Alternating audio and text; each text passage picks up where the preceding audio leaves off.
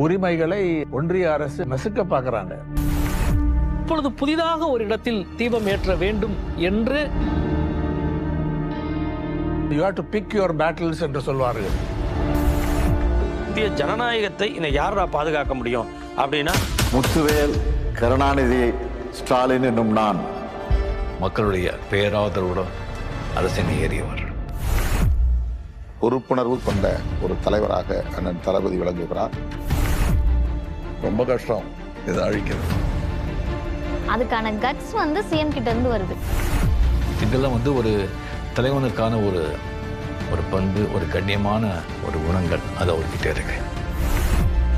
இது பெரியாரோட ஸ்டைலோட carbon copy இல்லை, அண்ணாவோட ஸ்டைலோட கார்பன் காப்பி இல்லை.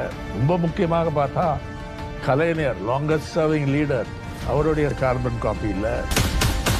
அவருடைய ஸ்டைல் டோட்டலி டிஃப்ரெண்ட்.